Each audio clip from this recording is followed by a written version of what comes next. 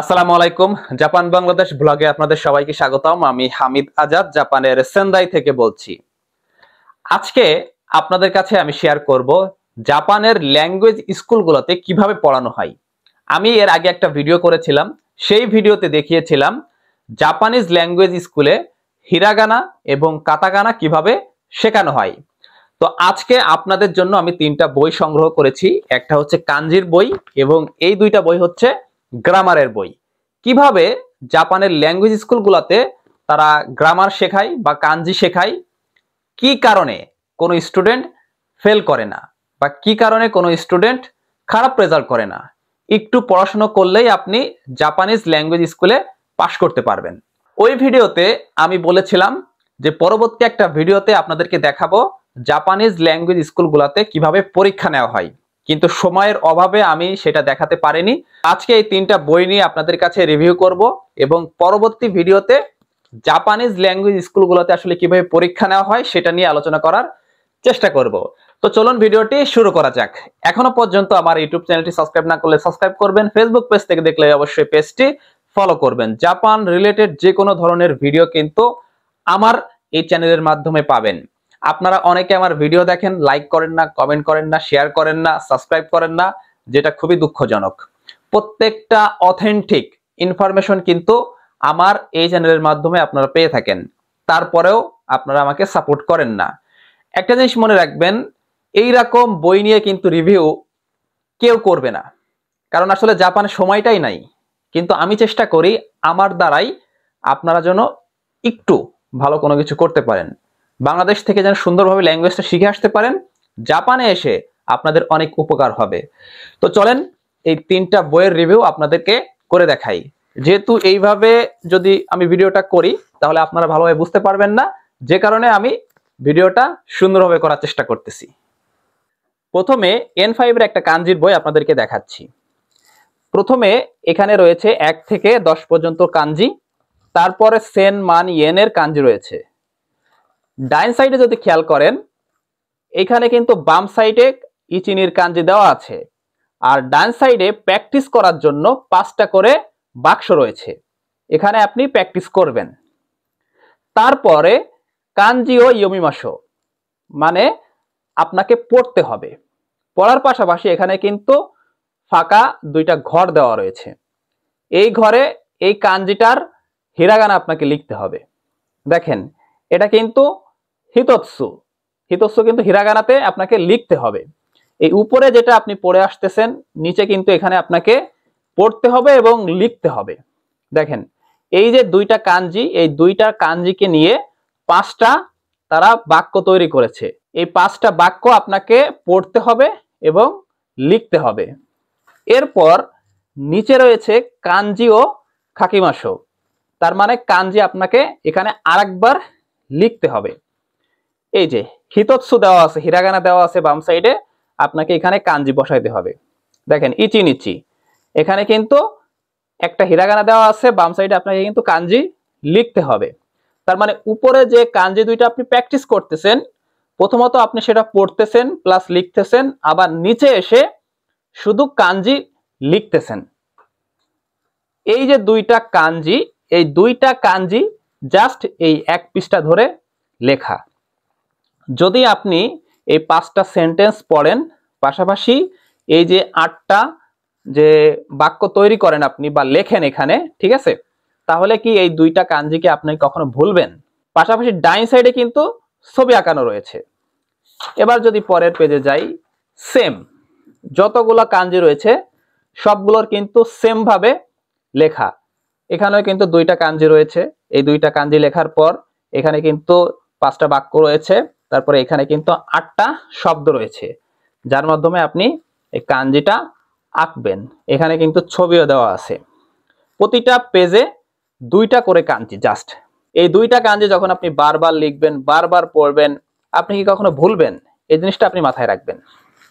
দেখেন সেম কিন্তু এখন এইখানে যখন আপনার কাঞ্জিগুলা শেষ হয়ে যাবে, মোটামুটি ধরেন এখানে 8টা 10টা বা 15টা কাঞ্জি যখন শেষ হয়ে যাবে, তখন কিন্তু এখানে ফুকুশু রয়েছে। তার মানে আপনি এর আগে যা কিছু পড়ে আসছেন, সেই জিনিসটা আবার এখানে আপনাকে রিভিশন করতে হবে। এখানে দেওয়া রয়েছে কাঞ্জি ও ইয়োমিমাসো, তার মানে কাঞ্জি এখানে পড়ে আপনাকে এই যে কাঞ্জিটা দেওয়া রয়েছে এটাকে এখানে লিখতে হবে। যদি আপনাদেরকে এটা দেখাই, দেখেন এখানে কিন্তু আপনার কাঞ্জিটা দেওয়া আছে, এখানে কাঞ্জিটা দেওয়া আছে, এখানে আপনাকে এসে হিরাগানা লিখতে হবে। পরেরটা যদি খেয়াল করেন, পরে হলো কাঞ্জি ও কাকিমাসো, এখানে কিন্তু হিরাগানা দেওয়া রয়েছে, আপনাকে এইখানে কাঞ্জিটা লিখতে হবে। এই সেম আপনি এই পৃষ্ঠাগুলোতে যা যা পড়ে আসছেন এখানে এসে আপনাকে এই যে 10টা 20টা কিন্তু আবার রেনশু করতে হচ্ছে, মানে প্র্যাকটিস করতে হচ্ছে। আপনি 10টা কাঞ্জি অন্তত পক্ষে 40 বার পড়ে আসতেছেন, তারপরে এসে আবার এখানে 20 বার পড়তেছেন, তাহলে কি আপনি কাঞ্জি কখনো ভুলবেন? আমি আপনাদের সবসময় বলতাম যে কাঞ্জি সবসময় 5টা করে প্র্যাকটিস করবেন। কাঞ্জি যদি আপনারা 5টা করে প্র্যাকটিস করেন কখনোই ভুলবেন না। দেখেন এখানে কিন্তু জাস্ট দুইটা 4টা কিন্তু দেওয়া 2 পৃষ্ঠায়, এটা কিন্তু একদিনে পড়াই, জাস্ট 4টা কাঞ্জি একদিনে পড়াই। এই 4টা কাঞ্জি যদি একদিনে পড়াই তাহলে কি আপনার মুখস্থ করতে খুব বেশি কষ্ট হবে? এরপর আপনাদেরকে যদি আরো একটু দেখাই, দেখেন এই সাইডে কিন্তু এই যে তারিখগুলো দেওয়া আছে, সুইতাচি, ফুৎসুকা, মিক্কা, এই তারিখগুলো দেওয়া আছে। এই তারিখগুলো লেখার পর এখানে দেখেন এই যে হিতোৎসু ফুতাৎসু, মানে কাউন্টিং এর ক্ষেত্রে কিভাবে কি পড়াই, দেখেন প্রত্যেকটা জিনিস কিন্তু ছবি আঁকায় এখানে দেওয়া আছে। এই যে তিনজনকে বলা হয় সান্নিন, ঠিক আছে। এটাকে আপনাকে এখানে দেখেন পেন্সিল আঁকায় কিন্তু কয়টা পেন্সিল রয়েছে, ঠিক আছে। আচ্ছা 6টা পেন্সিল রয়েছে, রোপন, ঠিক আছে। এখানে কম্পিউটার কয়টা রয়েছে, ঠিক আছে।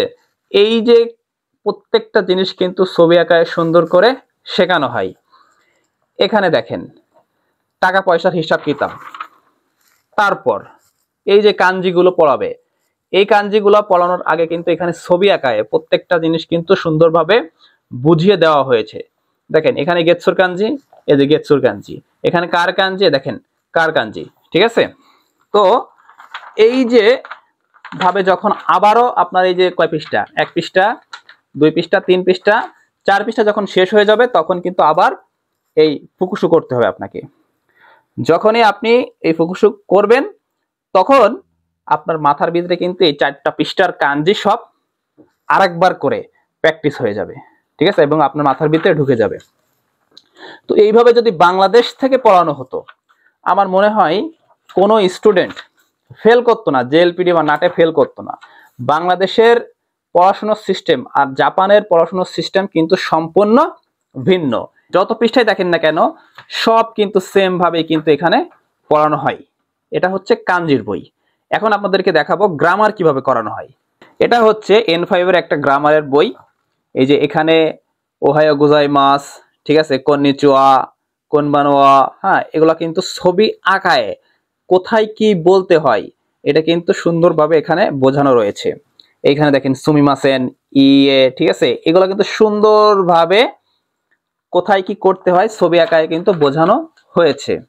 তারপর এখানে কাউন্টিং রয়েছে, এখানে কিন্তু সময়কে কিভাবে বলতে হয় এটা দেওয়া রয়েছে, পাশাপাশি এইখানে বার দেওয়া রয়েছে। তো এটা হচ্ছে এক লেসনের গ্রামার। দেখুন জাপানে কিভাবে গ্রামার পড়ানো হয়। ধরেন এটা হচ্ছে এক লেসনের গ্রামার। এইখানটাই ধরেন 1 নম্বর রুলস এখানে দেওয়া রয়েছে। এই রুলস নিয়ে 4টা সেন্টেন্স তারা তৈরি করেছে। 4টা সেন্টেন্স তৈরি করেছে। দেখেন পরবর্তী যে রুলসটা রয়েছে সেটা নিয়েও কিন্তু 4টা সেন্টেন্স তৈরি করেছে। এই 4টা সেন্টেন্সের আলোকে এইখানে আবার সেই 4টা সেন্টেন্স প্রয়োগ করেছে। এটা কিন্তু সাধারণত তারা সিডিতে শোনায়, এখানে পড়াই, পাশাপাশি এটারও কিন্তু একটা পরীক্ষা নেয়। পরীক্ষা বলতে কিছু কিছু গ্যাপ রেখে রেখে তারা 2-3 বার সিডিতে শোনায়, তারপর 2-3 বার পড়ানোর পর আপনাকে একটা কাগজ দিবে, এরপরে কিছু কিছু গ্যাপ রাখবে, সেগুলো আপনাকে লিখতে হবে সিডিতে শুনে শুনে। এই যে গ্রামার গুলা তারা এত সুন্দরভাবে প্র্যাকটিস করায় বা এত সুন্দরভাবে পড়ায় যে 2-3 বার কেন 10 বারও এখানে পড়ানো হয়। যখন এই গ্রামার গুলো বারবার মানে ফিজিক্যালি প্র্যাকটিস করা হয় তখন কিন্তু আপনি এই গ্রামার গুলা কখনো ভুল করবেন না। দেখেন প্রত্যেকটা কিন্তু ছবি আঁকায় সুন্দর করে উদাহরণ সহকারে এখানে দেওয়া আছে। যদি একটু বাম সাইডে খেয়াল করেন, ডাইন সাইডে খেয়াল করেন, এবং যে গ্রামারটা তারা পড়াবে প্রত্যেকটা গ্রামারের কিন্তু অন্তত পক্ষে 5-7টা করে তারা কিন্তু উদাহরণ এখানে সেট করে রেখেছে। এই বইটা দেখলে মনে হবে কিন্তু বাচ্চাদের বই, যেহেতু কার্টুনের ছবি আঁকানো। তো আপনি যদি বাংলাদেশ থেকে এই বই একবার পড়েন, মোটামুটি কথার কথা 2-3 মাস পড়েন, আপনি জেএলপিডি নাটে কখনোই ফেল করবেন না। কিন্তু বাংলাদেশে সেই সিস্টেমটা নাই। আমি মনে করি জাপানে যেভাবে পড়ানো হয় হুবহু যদি বাংলাদেশের কোনো কোচিং সেন্টারে এটা পড়ানো হইতো বা কোনো এজেন্সিতে পড়ানো হইতো, আমার মনে হয় কোনো স্টুডেন্ট ফেল করতো না। জাপানের শিক্ষা ব্যবস্থাটা বাংলাদেশের তুলনায় হাজার হাজার গুণ সহজ আমি মনে করি। এখানে কেন আসলে ছেলেমেয়েরা ফেল করে জানেন? তারা ঠিকভাবে পড়তে পারে না। কথার কথা, বাংলাদেশে যতটুকু পড়ে তারা কিন্তু জাপানে এসে অতটুকু পড়তে পারে না। কারণ এখানে অনেক প্রেসারে তাদের থাকতে হয়, বিশেষ করে কাজের প্রেসারে বা টাকা পয়সা জোগাড় করার প্রেসারে, যে কারণে তারা কিন্তু ভালো একটা রেজাল্ট করতে পারে না। তারপরেও যারা ক্লাসে মোটামুটি একটা মনোযোগ দেয় তারা কিন্তু এক চান্সে পাস করে যায়। দেখেন প্রত্যেকটা জিনিস এখানে কিন্তু ছবি দিয়ে আঁকায় সুন্দর করে বুঝিয়ে দেওয়া। সুতরাং আপনারা যদি এই বইটা পাইতেন, কিন্তু এটা আসলে দেওয়ার কোনো সিস্টেম নাই। অনেকে বলবেন যে ভাই এই বইটা আসলে পাবো কোথায়? সত্যি কথা বলতে এই বইটা আসলে আপনারা পাবেন না।